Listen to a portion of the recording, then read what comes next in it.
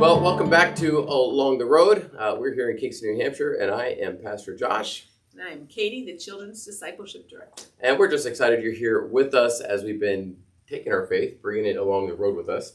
And how do we make it practical? This season, we started off talking about service. Service is worship. As believers, we believe that's part of who we are in worshiping and service. It's kind of the big picture. Last week, we talked about that inside the church. How we serve inside the body. The people in our church serve the church itself, especially in our American culture. There's a lot of pieces to church, and sometimes you might be part of a larger church or a smaller church. How you do that, and the loving one another part that Christ has called us to, the being part of the body that Paul talks about. But this week we were looking at the other part of service is the community. How do we serve outside the church?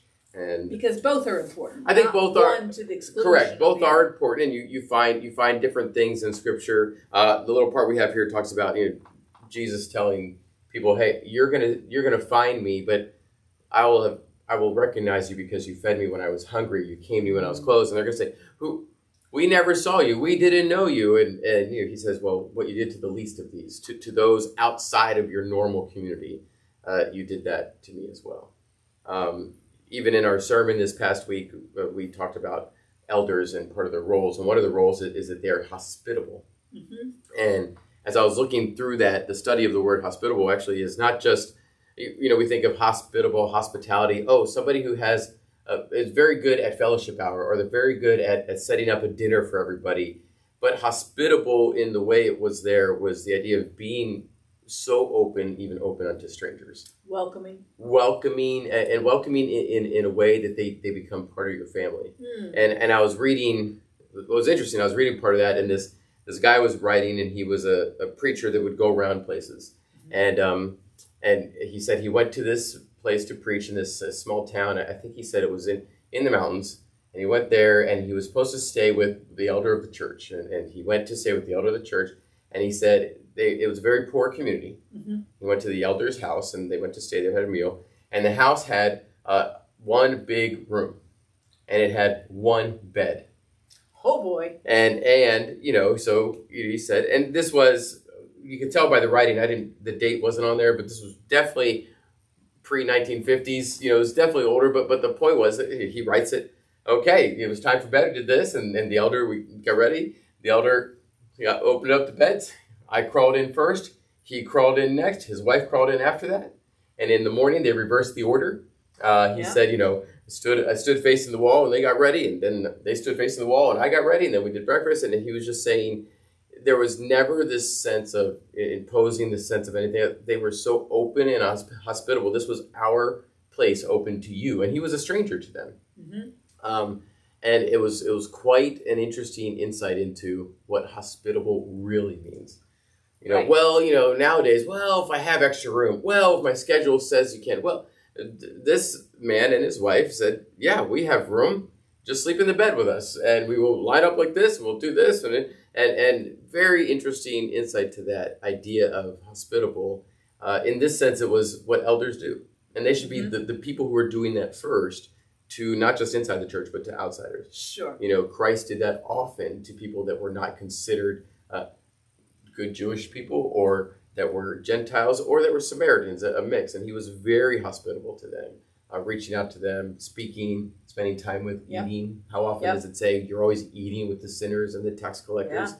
And so as a church, or as believers, I believe that should be part of who we are. My story is a little more conventional than that.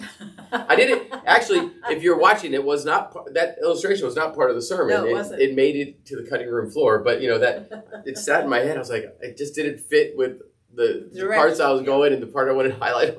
So I spent my junior year in college in London. Ah, yes. And there was a small Church of England church right next to the campus. Yeah. So I went, and just about every Sunday I got invited home to Sunday dinner. Really? Yeah. I think that's a great thing. And they don't know who you are to begin with, and you there's people, and right. Yeah, I had friends like that in college that would invite just people over, and I would go to a friend's house, and they had 8 children. but yet they'd have 3 or 4 of us extra college kids there, any given Sunday, any given weekend, any time. So it's that idea. But then how you do that, I think the harder part is how you do that to people who don't even come to church. Some people who come to church, or at least they may not be believers. They may not have a relationship with Christ yet, but there's a sense of like they're trying, belonging to something, step. or they're religious. Oh, I can. They're good in some ways. But what about a stranger? Yeah. Well, what about the idea of? And I know this is a scary word for people. The idea of evangelism. Mm-hmm. Evangelism beginning with hospitality. Mm-hmm. There was a book I read a while back that talked about that, and it said, have a barbecue, but have it in your front yard, out in your driveway. Because in America, most people, it's in the backyard. We have fences, we have walls, no one sees back there. It's our private little sanctuary. Sure. They talked about being in a community intentionally having their grill out every weekend or every so often, and inviting neighbors to just bring whatever they wanted. The grill was open, yep. And then so it became a service to the community, a part of that in that sense.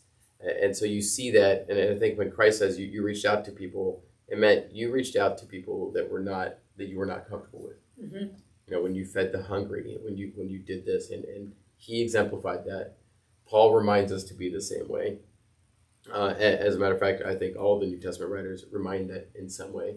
The church, some of the churches in Revelation are scolded for not being that way, not being hospitable. And so you say, well, if that's who we are, well, how do we serve? How do we get out there and serve? What does it look like? What does it look like? Now, of course, if you want to get the very simple basics, every church, most churches, have a mission committee or mission department, mission group, or an outreach group. So they might have some automatic already events to do that. Some mission groups are set up differently. Some only do international, and then some will do the local stuff. And so finding things that are local, you might already have the easy, we can go help this group that's connected with our church. Yeah. Or our church said, here's a time we're all going over here. Or there's an event, like we're doing trunk or treat. So there's an event to be part of the community, inviting of the community. Mm-hmm. I think those are natural first steps.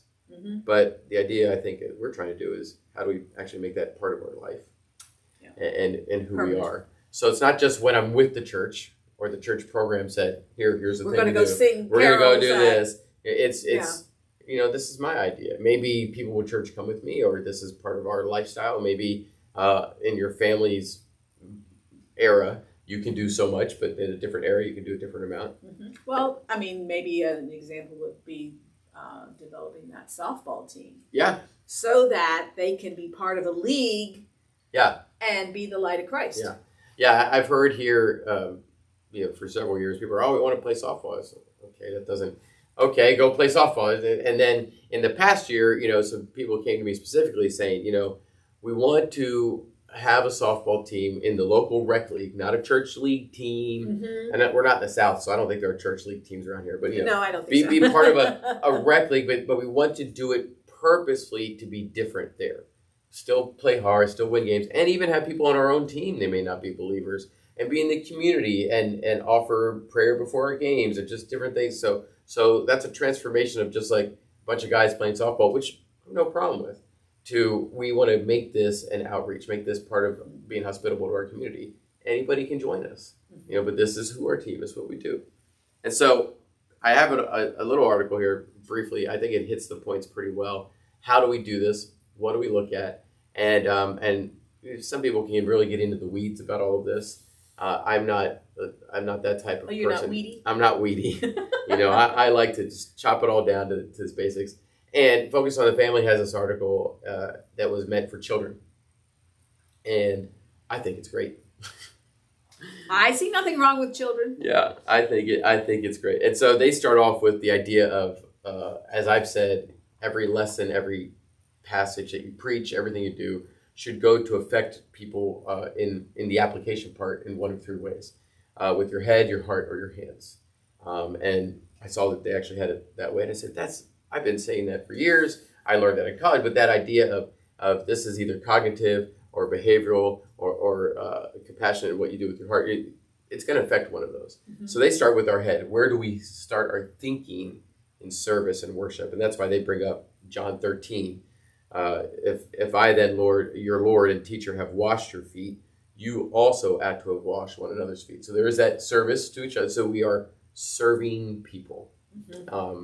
When we talked about deacons the other week in church, that said that was one of the things that a lot of deacons enter into service with, especially in the early church, was foot washing. An idea that they are as we said, the leading servants. They're the first ones out there serving. So getting down in the dirty, washing the feet, they are doing that. But the importance is not just within, it's also without. That's where Jesus talks about in Matthew 25, being hungry, you gave him food. And so it's this clear picture of it is crucial to be a servant. It is crucial to have that mindset of how do I serve the world around me, which is very anti-cultural to, I think, almost any culture I've been to. Even communal cultures, where, they're big into family, but it's also what can I get out of the world, get for my family better, instead of we're here to serve the world around us. Yeah. I'm here to give, I'm here to see pain, I'm here to help, and everyone's going to do it differently. And I think that's okay. I think it's very much, I think it's the beauty of how God made us, that we are so different. Sometimes somebody sees something over here and then, oh, that person really needs X, Y, Z. And I'm looking over there going, I have no clue what you're talking about. Because they see it differently. And so in my mind, that means you should be the one meeting that need, or you should be the one helping me meet that need. But I didn't see it, or vice versa. It could work that way. But it's that picture that we are walking around thinking of serving, being servants to others. Thinking of other people first. Yeah, very much so. And so the question is, how do we do that? They talk about discovering your strengths. And yes, there was a little quiz in there. I didn't take the quiz. I'll link the article, so you want to take the kids quiz, you can, but there's plenty of them. But basically, discover the things that you are really good at or naturally passionate about in life, and that's where I would begin service. Some people are really good at sitting with others in pain. So service, and that's a gift. Absolutely a gift. Boy. And so service could be sitting with someone in a hospital.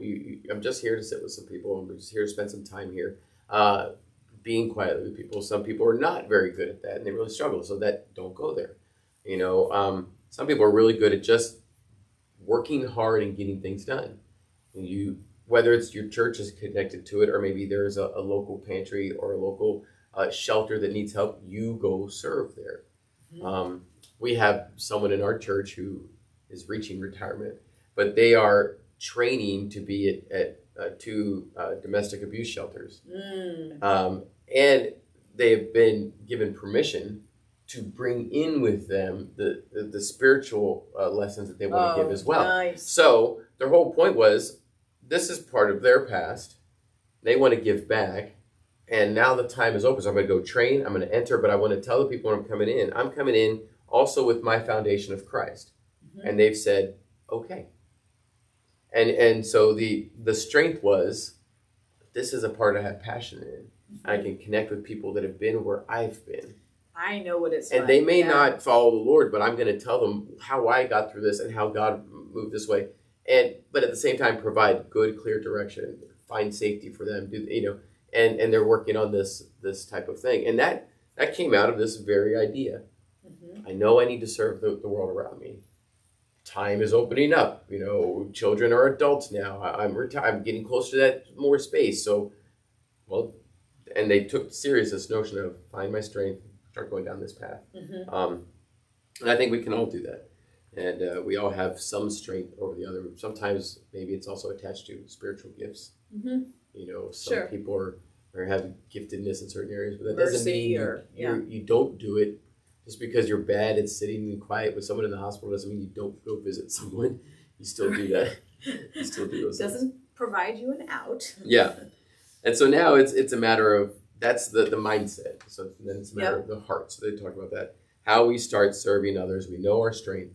We take that heart and we go, what are the needs in our community? And so I think it's the simplicity of this is nice because we don't often go there. We just go, give me the checklist. Yeah. Give me the thing. But maybe take some time and sit down and just, maybe at lunch today or tomorrow, just sit down and go, what are the needs in my community? And community is a broad word. So I tend to break it down. What are the needs in my work community? in my very home community. So it might be like just in your household or your extended household, in my neighborhood living community. So we all have different community. Maybe you have a hobby and you're part of a club. What are the needs in that club? And you sit there and go, how do people need help there? Yeah, and doesn't Blackaby talk about that in The experience of God? Yes. Yeah. When he says, if God shows you where he's at work, that's where he wants you to join him. Yeah. Yeah, I think and that that's gets the way back to do to that. Not everybody sees it the same way, but Correct. also God doesn't reveal it the same way. That's to true. everyone. That's true. And part of that is intentionally taking the time to think about it. Yes. You know, it's easier to say, I'm supposed to serve people. I see the list. I go do this. Check. I've done the serving. You know, as opposed to, okay, Lord, where I have these strengths that you've given me. I have this certain time that you've given me. You know, some of us are hemmed in by like, I have a job that I must be from here to here. I only have certain amount of time. So I have certain time that you've given me for extended time. But there's also the moments in the afternoon, the moments here. Yep. Have you thought about it? You know, have you thought about your neighbors? Have you thought about people that you see and whether they're hurting or not, or just need some type of help? Some people won't say they need help. I find often that in a neighborhood, there might be someone that's been there a very long time. They may be elderly, children and great-grandchildren live further away. They won't express the need for help. And sometimes it's just a matter of inviting them to come sit on your porch for a while, getting to know, and that's a service in itself. Yes, it is, especially for people who don't get out. When their children are there, get to know their children. Let the children know, I am here. You know, that's quite a thing to do, because you saw this need, you saw the child. Oh, you maybe you knew them, maybe you knew the children before they moved out if you've been there a while, or you're the new person and you say, hey, if your dad or mom or both of them, if you ever want me to go knock on the door, if there's ever something, I can go over there and find a way to help. You know, I'm here for that. But getting to know them, they may say, oh, I need help with this. Actually, I saw a video of a guy who comes to a door. It's one of those Ring camera videos. Yeah. And the young lady opens a door and he's like looking for her husband. And he's out right now. And he's after the conversation, basically, her husband would open jars for him because he couldn't get it done. And so she said, I can do that for you. And, but it was that relationship conversation enough times that he literally walked across the way, rang the doorbell. The husband wasn't there, but she was able to do it, which is, of course, but you could see there was that idea that they see this need, develop that relationship. And it's as simple as, would you like me to open that jar for you? Yeah. I think that's a beautiful part of it. It's very much. Once you identify that need, the steps are think of a way. Yeah. How do I do this? You solve the problem. You don't have to start a whole new nonprofit agency to fix everything out there. But what are some things I can do? Yeah. What are some action steps? And that's the next one, is take action. Yeah. Don't just muddle around in your brain. It says take action, but I love the last part of that sentence. Take action and don't be afraid to adjust. Yes. So before that, the example of the woman that's training at these two shelters. Yeah. She basically went through these and went this and took action. And her first action was because the whole idea was there's not Christian-based places like this. And so her initial idea was like, well, I should start a Christian-based place for this. It was totally fine. We've had multiple conversations, and it was like, okay, your first step should be go find some of these places. Yeah. And she knows of one or two Christian-based ones are further away. Visit them, visit the leadership, the people running it, the directors, and begin to ask these questions. What does it take? What does it look like? How do I even get started? Yeah. And that journey of taking action and doing that opened the doors to these two locations that were just exploratory training. Let me get in. So what if I want to start my own place? It still may happen 10 years from now. Sure. But now it's been adjusted to, I can, instead of trying to get a nonprofit, trying to figure all this out, I can enter these and bring Christ with me. A whole section of weight on her head was lifted because trying to start your own as opposed to entering one. Especially without any experience. Yes, it's totally different. Yeah. But take action and not afraid to adjust. That's a Yeah. beautiful example of how that works, Yes. and what you do. So that's from the head to the heart. We have to be motivated by our heart and how we do that, and the compassion we have.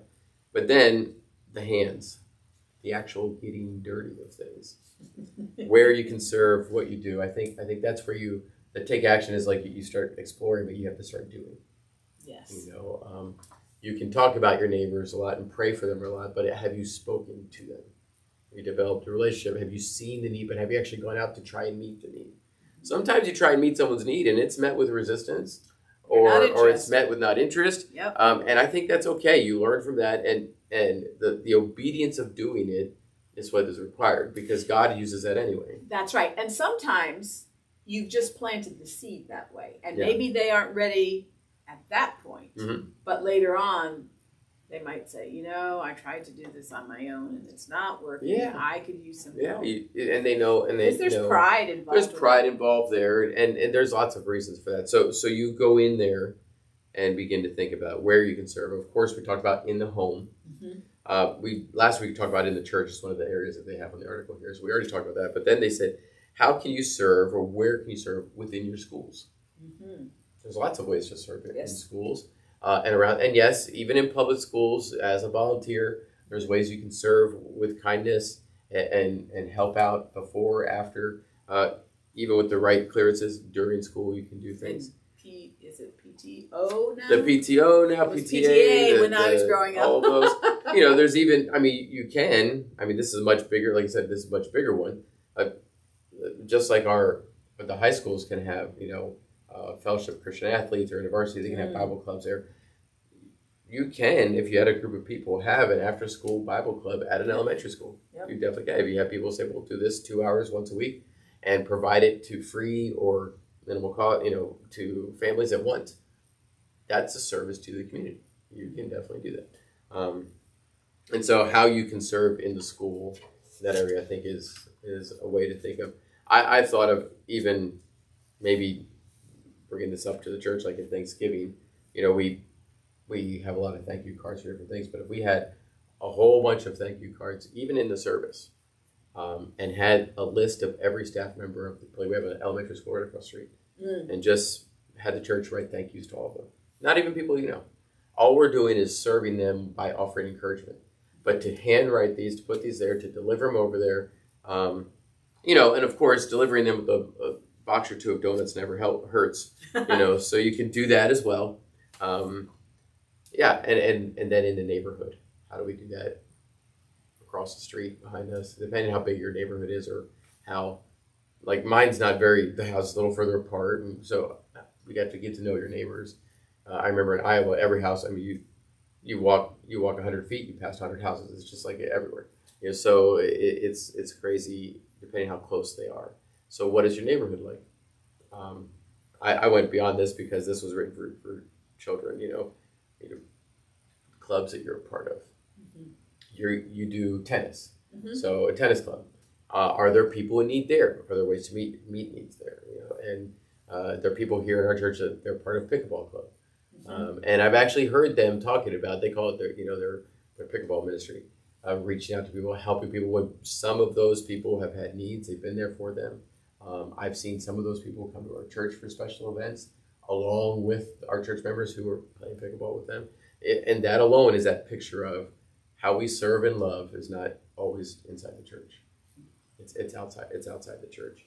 And so, like everything else, it's a matter of fostering that mindset of service, and how we process that outside the community. Mm-hmm. How are we going to approach Christ someday? And he says, you opened a jar for me when I needed it. I didn't even know it was you. What you did to the least of these, you did to me. Mm-hmm. It's and sometimes we take that idea of mission and we send it so far away when it's really right there in our backyard. It's easier when it's farther away. It is. You don't have to think. Right. You send a check once a month and done. It's a lot easier that way. Yep. And so Peter reminds us at the end of this article, he reminds us in 1 Peter that as each has received a gift, use it to serve one another as good stewards of God's very grace. And what he's saying there is, you've been helped. You've been served. And usually, I think almost always, even if you're stubborn at first, there's an appreciativeness, there's a care, there's a feeling of love. I have been helped. This person cares for me. And if you've ever been helped by a stranger, it's pretty amazing how that works out. I've maybe it's just being raised more Southern-like, even though we're in Pennsylvania. I've held doors open for people, and I've had people come back to me later in the day and tell me how much it meant for them. And I said, it's just a door. I don't understand. Right. But it's just a common courtesy, a kindness Sure. that way. And then the reminder, Mark writes it as well, that the Son of Man came to serve. And so we are reflecting the character of Christ. Mm-hmm.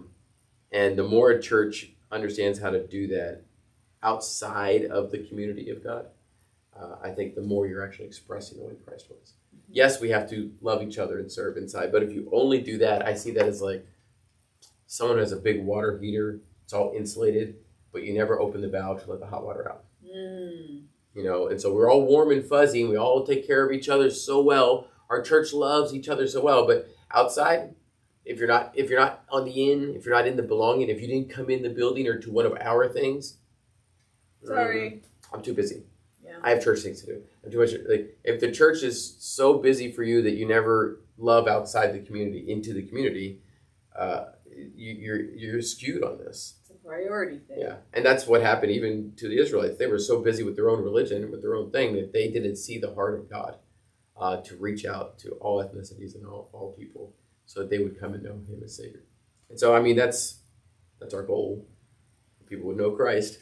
People would see Him as Savior. Yep. And He has chosen, and it's a humbling thing, to use us as His hands and His feet and His mouthpiece. Mm-hmm. And so, how will they know? How will they hear? How will they, and so yes, it has to be done by these actions. So, I think we have a lot before us in the next week. You're coming into what I call it the season. You're hitting it with the season. We're getting into October, then November with all the Thanksgiving things, into Advent, into Christmas, and you're coming into a season where it's actually a little easier to start processing this, and so it can give you a chance to try. Yes. But then the goal is not just to try once, to try and then to repeat another, and then to do it again, and to make it a habit. So maybe between now and Christmas, you begin to formulate the habit of serving and service. So October is like the lull before the storm. Yes. You have time to think. You have time to think. Yes. I don't. That's because your storm's already started. Yeah. You have time to think, all right, what are the needs? How can I get involved? Because there's always needs. Always. Yeah. So it's just a question of you taking the time to reflect. Yeah. To say, how can I do it? And I think that's the big thing. There are always needs. Always. And it doesn't mean you have to fix them all. Right. Even Jesus said that, right? The poor you will always have with him. Yeah. Yeah, they will always be there. And so going back to finding that heart, sit down and ask the Lord, where's the one that you feel like kind of, it's like when you see a lot of problems, but one of them sticks out worse than the others.